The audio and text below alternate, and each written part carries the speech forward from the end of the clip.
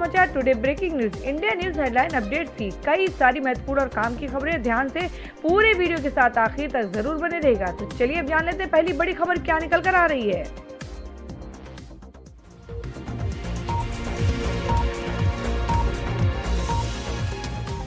दोस्तों पहली बड़ी खबर निकल कर आ रही है। आपको बता दें कि साल 2020 का पहला दिन बैंक से जुड़े नियम रेलवे किराए सहित आज से बदल जाएंगी ये चीजें। जी हाँ दोस्तों, हम बात कर रहे हैं नए साल के आगाज के साथ आज से बैंकिंग, रेलवे, लोन, जीएसटी से जुड़े ये नए नियम बदल जाएंगे। तो आइए जानते हैं कि इससे आप कितने फायदे में रहेंगे या फिर आपको किन परेशानियों का सामना करना पड़ेगा। आपको बता दें कि रेलवे का सिर्फ एक हेल्पलाइन नंबर, आज से भारतीय रेल के अनेक हेल्पलाइन नंबर की बजाय सिर्फ 139 नंबर ही इस्तेमाल किया जा सकेगा। दरअसल भारतीय रेल ने अब 139 सेवा नंबर को एकीकृत रेलवे हेल्पलाइन में तब्दील कर दिया है। आपको बता दें रेलवे का सफर हो जाएगा महंगा। भारतीय रेलवे ने रेल किरायों में बढ़ोतरी की है और रेलवे के आदेश के मुताबिक पैसेंजर के बेसिक किराए में बढ़ोतरी की गई है। आपको बता दें नॉन सब अर्बन किराए में 1 पैसा किलोमीटर की बढ़ोतरी की गई है। और केरल में आज से सिंगल यूज प्लास्टिक बैन होगा। नए साल के पहले दिन से केरल में बड़ा बदलाव होने जा रहा है। केरल में आज से सिंगल यूज प्लास्टिक बैन होगा। केरल सरकार ने पिछले महीने राज्य में सिंगल यूज प्लास्टिक पर प्रतिबंध लगाने का फैसला लिया था। और वहीं आपको बता दें इनकम टैक्स रिटर्न फाइलिंग यानी वित्त वर्ष 2018 और 19 के लिए बिलेटेड इनकम टैक्स रिटर्न 31 मार्च 2020 तक फाइल किया जा सकता है। और वहीं state bank magnetic stripe card यानी स्टेट बैंक ऑफ इंडिया का मैग्नेटिक स्ट्राइप वाला कार्ड अब काम नहीं करेगा। पुराना कार्ड रिप्लेस करवा कर EMV चिप वाला कार्ड लेना होगा। और वहीं बता दें NEFT ट्रांजैक्शन पर नहीं लगेगा चार्ज। नए साल में ग्राहकों को बैंकों की ओर से नई सौगात मिली है। आज से ग्राहकों को बैंकों से NEFT के जरिए किए जाने वाले लेन देन के लिए कोई शुल्क नहीं देना होगा। और आपको बता दें कि GST रजिस्ट्रेशन यानी GST रजिस्ट्रेशन को आसान बनाने के लिए आधार के जरिए GST रजिस्ट्रेशन का फैसला लिया गया है। वहीं रुपए UPI अब नहीं लगेगा, रुपए UPI पर अब नहीं लगेगा चार्ज यानी डिजिटल ट्रांजैक्शन को बढ़ावा देने के लिए सरकार की तरफ से बड़ी घोषणा की गई है। आज से रुपए कार्ड और UPI से लेन देन पर किसी तरह का मर्चेंट डिस्काउंट रेट शुल्क नहीं लगेगा। और दोस्तों वहीं अगली खबर में आपको बता दें कि दिल्ली में बीजेपी जनवरी के पहले सप्ताह में कर सकती है CM उम्मीदवार का ऐलान। जी हां दोस्तों, आपको बता दें कि दिल्ली में भारतीय जनता पार्टी यानी बीजेपी का मुख्यमंत्री चेहरा कौन होगा, इस सवाल का जवाब अगले सप्ताह मिल सकता है। न्यूज एजेंसी PTI के सूत्रों के मुताबिक बीजेपी जनवरी के पहले सप्ताह में मुख्यमंत्री चेहरे की घोषणा कर सकती है। मुख्यमंत्री चेहरे के सवाल को लेकर बीजेपी बचती रही है। आपको बता दें बीजेपी के एक नेता ने कहा कि हमारे शीर्ष नेतृत्व ने दिल्ली विधानसभा चुनाव के लिए पार्टी के एक नेता को मुख्यमंत्री पद का चेहरा घोषित करने का मन बना लिया है। इस फैसले को जनवरी के पहले सप्ताह में सार्वजनिक किए जाने की संभावना है। आपको बता दें बीजेपी के दिल्ली प्रदेश अध्यक्ष मनोज तिवारी, पूर्व केंद्रीय मंत्री विजय गोयल, विपक्ष के नेता विजेंद्र गुप्ता समेत पार्टी के कई वरिष्ठ नेता मुख्यमंत्री पद के संभावित दावेदारों में शुमार किए जाते हैं। और दोस्तों में एक और खबर में आपको बता दें कि कई राज्य कर रहे हैं CAA का विरोध। नागरिकता देने की प्रक्रिया ऑनलाइन कर सकती है केंद्र सरकार। जी हां, हम बात कर रहे हैं संशोधित नागरिकता कानून यानी CAA के तहत नागरिकता प्रदान करने की समूची प्रक्रिया केंद्र द्वारा ऑनलाइन बनाने की संभावना है ताकि राज्यों को इसका कवायद में दरकिनार किया जा सके। दरअसल कुछ राज्य CAA के खिलाफ हैं और केंद्रीय गृह मंत्रालय केरल सहित कई राज्यों में CAA को जोरदार विरोध किया जाने के मद्देनजर जिलाधिकारी के जरिए नागरिकता के लिए आवेदन लेने की मौजूदा प्रक्रिया को छोड़ने के विकल्प पर विचार कर रहा है। और केरल में मंगलवार को विधानसभा में एक प्रस्ताव पारित कर इस विवादास्पद अधिनियम को वापस लेने की मांग की गई है।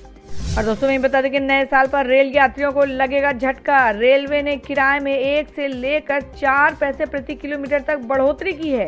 जी हां दोस्तों, हम बात करें भारतीय रेलवे ने रेल किराए में बढ़ोतरी की है। रेलवे के आदेश के मुताबिक पैसेंजर के बेसिक किराए में बढ़ोतरी की गई है और नॉन सब अर्बन किराए में 1 पैसा किलोमीटर की बढ़ोतरी की गई है और बढ़ी हुई दरें 1 जनवरी से लागू की जाएंगी। तो दोस्तों खबरों में आगे बढ़ने से पहले जान लेते हैं आज के माइंड क्विज के सवाल को। आज का सवाल है, आपको बताना है कि पंजाब के मुख्यमंत्री का क्या नाम है। इसका जवाब आपको वीडियो के नीचे कमेंट बॉक्स में देना है और सही जवाब देने वाले को रैंडमली सिलेक्ट किया जाएगा और वो जीत सकते हैं एक बम्पर पुरस्कार। तो चलिए अब सीधे आ जाते हैं आज की ताजा बड़ी खबर की ओर। तो दोस्तों अगली जो बड़ी खबर आ रही है आपको बता दें कि इंदौर चौथी बार बना सबसे स्वच्छ शहर। हरदीप पुरी बोले दिल्ली की खराब रैंकिंग के लिए केजरीवाल हैं जिम्मेदार। जी हाँ दोस्तों, हम बात कर रहे हैं कि केंद्र सरकार के स्वच्छता सर्वेक्षण में इंदौर को लगातार चौथी बार भारत का सबसे स्वच्छ शहर चुना गया है। आपको बता दें कि सर्वेक्षण के नतीजे मंगलवार को घोषित किए गए हैं और पहली तिमाही अप्रैल से जून के नतीजे में भोपाल दूसरे स्थान पर रहा, जबकि दूसरी तिमाही जुलाई सितंबर के नतीजे में राजकोट ने दूसरा स्थान हासिल किया और पहली तिमाही में सूरत को और दूसरी तिमाही में नवी मुंबई को तीसरा स्थान मिला है। दोस्तों वहीं अगली खबर में बता दें कि 2019 के जाते जाते महाराष्ट्र और झारखंड से कांग्रेस को दी नई उम्मीद। जी हां दोस्तों, हम बात कर रहे हैं लोकसभा चुनाव में करारी शिकस्त और राहुल गांधी के इस्तीफे के बाद 2019 के पहले 6 महीने कांग्रेस के लिए बहुत ही मुश्किल भरे हैं। आपको बता दें कि लेकिन साल के अंत में महाराष्ट्र और झारखंड में बीजेपी की सरकार नहीं बनने से देश की सबसे पुरानी पार्टी के भीतर भविष्य में बेहतर करने की एक उम्मीद जगी है। और इसी साल सोनिया गांधी ने पार्टी के अंतरिम अध्यक्ष की जिम्मेदारी संभाली तो प्रियंका गांधी ने बतौर महासचिव अपनी सक्रिय राजनीति का आगाज किया। और दोस्तों आपको बता दें कि केंद्रीय मंत्री हरदीप पुरी ने कहा कि एयर इंडिया के निजीकरण के अलावा कोई उपाय नहीं है। जी हम बात कर रहे हैं सरकारी एयरलाइन एयर इंडिया वित्तीय संकट में फंसी है। अब इसको लेकर केंद्र सरकार ने कहा है कि इसका निजीकरण करने के अलावा कोई उपाय नहीं है। नागरिक उड्डयन मंत्री हरदीप सिंह पुरी ने कहा कि कुछ समय से एयर इंडिया का कर्ज बढ़ता जा रहा है, जिसे अब जारी नहीं रखा जा सकता है। पुरी ने कहा, मैंने पहले भी कहा है कि हमारे पास एयर इंडिया के निजीकरण के अलावा कोई उपाय नहीं है। और दोस्तों मैं अगली खबर में आपको बता दें कि केरल विधानसभा में सीएए के विरोध में प्रस्ताव पास। सीएम बोले ये कानून संविधान के खिलाफ। जी हम बात कर रहे हैं कि केरल विधानसभा ने नागरिकता संशोधन कानून यानी सीएए को रद्द करने की मांग वाला प्रस्ताव पारित हो गया है। सत्तारूढ़ माकपा नीति एलडीएफ और विपक्षी यूडीएफ ने केरल विधानसभा में सीएए के विरोध में पेश प्रस्ताव का समर्थन किया और वहीं बीजेपी के एकमात्र सदस्य ने इसका विरोध किया। आपको बता दें मुख्यमंत्री पिनराई विजयन ने सीएए को रद्द करने की मांग करते हुए विधानसभा में ये प्रस्ताव पेश किया है और प्रस्ताव को पेश करते हुए विजयन ने कहा कि सीएए धर्मनिरपेक्ष नजरिए और देश के ताने बाने के खिलाफ है और इससे नागरिकता देने में धर्म के आधार पर भेदभाव होगा। और दोस्तों अगली जो खबर आ रही बिहार से, आपको बता दें कि बिहार में प्रशांत किशोर के सीटों के फॉर्मूले के पीछे कहीं नीतीश का दिमाग तो नहीं। जी हाँ, हम बात कर रहे हैं सीटों के बंटवारों को लेकर जेडीयू और बीजेपी में अभी से तनातनी शुरू हो गई है। बिहार में विधानसभा के चुनाव अभी साल भर दूर हैं, लेकिन फार्मूले पर विवाद बढ़ गया है। आपको बता दें एनडीए गठबंधन में कौन सी पार्टी कितने सीटों पर लड़ेगी। प्रशांत किशोर ने इस चुनाव के लिए नया सुझाव दिया है। वे चाहते हैं कि सीटों का बंटवारा 50-50 का ना हो, जैसा पिछले लोकसभा चुनाव में हुआ था। आपको बता दें प्रशांत जेडीयू के लिए बीजेपी के मुकाबले अधिक सीटें चाहते हैं। बस यहीं से बात बढ़ गई है और प्रशांत किशोर उर्फ पीके का विरोध जेडीयू में भी है। तो दोस्तों खबरों में आगे बढ़ने से पहले एक बार फिर से आपको याद दिला दें कि अगर आपने अभी तक के हमारे वीडियो को लाइक नहीं किया है तो जल्दी से वीडियो को लाइक कर दें और अगर आप हमारे चैनल पर नए हैं, अब तक आपने हमारे चैनल को सब्सक्राइब नहीं किया तो रेड बटन दबाकर चैनल को जरूर सब्सक्राइब कर लें। तो अब बढ़ते हैं अगली बड़ी खबर की ओर। तो दोस्तों अगली जो बड़ी खबर निकल कर आ रही है, आपको बता दें कि देश के नए थल सेना प्रमुख बने मनोज मुकुंद नरवाने। जनरल बिपिन रावत ने सौंपी कमान। जी हां, हम बात कर रहे हैं देश के नए थल सेना प्रमुख के रूप में आज जनरल मनोज मुकुंद नरवाने ने कमान संभाल ली है। पूर्व सेना प्रमुख बिपिन रावत ने उन्हें सेना की कमान सौंप दी है। आपको बता दें कि एमएन नरवाने देश के 28वें सेना प्रमुख होंगे और वहीं आपको बता दें कि अगले 3 साल तक इस पद पर बने रहेंगे। नरवाने 59 साल के हैं और वहीं जनरल बिपिन रावत 65 साल की उम्र तक देश के पहले चीफ ऑफ डिफेंस होंगे। और दोस्तों अगली खबर में आपको बता दें कि प्रशांत किशोर का सुशील मोदी पर पलटवार। कहा नीतीश को जनता ने बनाया, सीएम बीजेपी ने नहीं। जी हम बात कर रहे हैं नागरिकता संशोधन कानून पर पार्टी लाइन से अलग बयान देने के बाद प्रशांत किशोर इन दिनों बिल्कुल आर या पार मोड में दिखाई दे रहे हैं। अपने ट्विटर अकाउंट से ट्वीट कर बिहार के डिप्टी सीएम सुशील मोदी पर तंज कसते हुए प्रशांत किशोर ने उन्हें परिस्थितियों का उप मुख्यमंत्री बताया।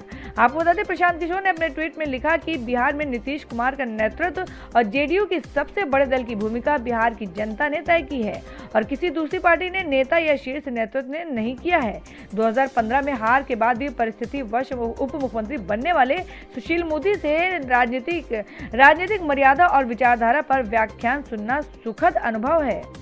और दोस्तों मैं आपको बता दें कि कालीन फैक्ट्री में बच्चों से कराया जा रहा था जबरन काम, कैलाश सत्यार्थी के एनजीओ ने कराया मुक्त। जी हां, बात कर रहे हैं बचपन बचाओ आंदोलन से विश्व में कीर्तिमान स्थापित कर चर्चा में आए कैलाश सत्यार्थी की एनजीओ ने विश्व विख्यात कालीन नगरी भदोई में छापा मारा, 14 बाल बंधुआ मजदूरों को आजाद कराया है।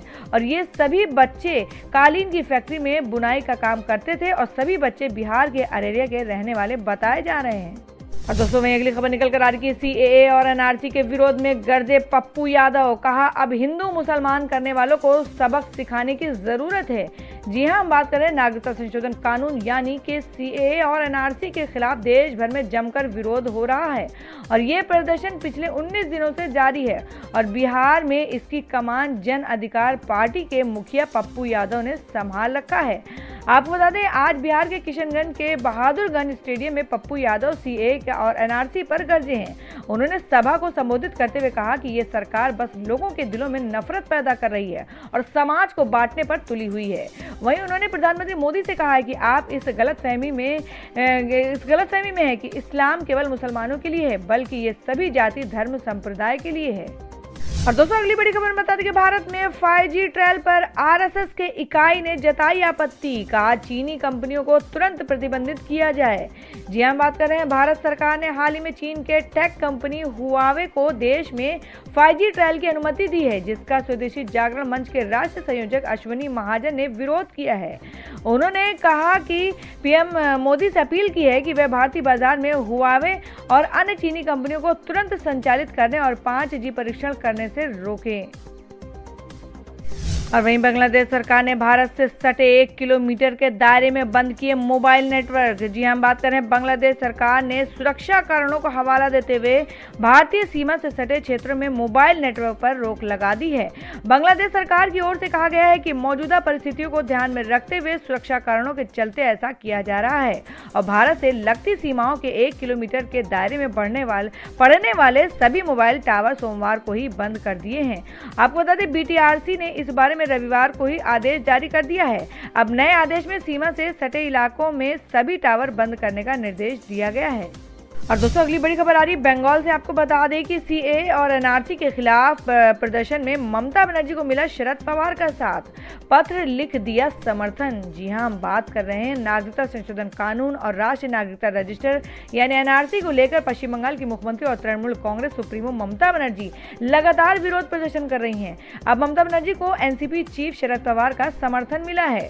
मंगलवार को शरद पवार ने ममता बनर्जी को पत्र लिखकर सीएए और एनआरसी के विरोध में अपना समर्थन देने की घोषणा की है। ममता बनर्जी ने 23 दिसंबर को शरद पवार को पत्र लिखकर उनसे सीएए और एनआरसी के विरोध में अपना समर्थन देने की मांग की थी। और दोस्तों बता दें कि प्याज के बाद अब अंडा खाना हुआ महंगा, इस वजह से बढ़ रहे हैं दाम।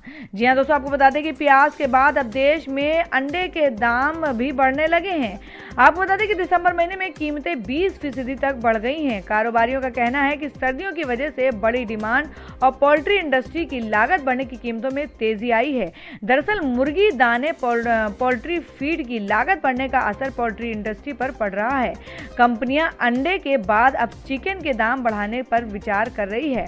आपको बता दें कि पोल्ट्री फीड में मक्के का अहम रोल होता है, इसके दानों का इस्तेमाल किया जाता है। वहीं पिछले 1 महीने में मक्के के दाम 20% से ज्यादा बढ़े हैं।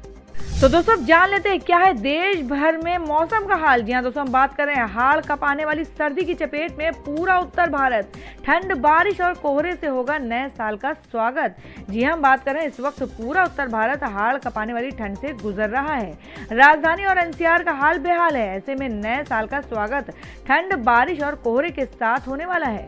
भारतीय मौसम विभाग ने चेतावनी दी है कि आज, कल और परसों देश के कई राज्यों में बारिश और बर्फबारी की संभावना है, जिसकी वजह से तापमान में गिरावट होगी और गलन बढ़ेगी। बर्फीली हवाओं को जानलेवा सर्दी से परेशान राजधानी दिल्ली में इस साल के दिसंबर महीने को सन 1997 के बाद सबसे ठंडा माना गया है।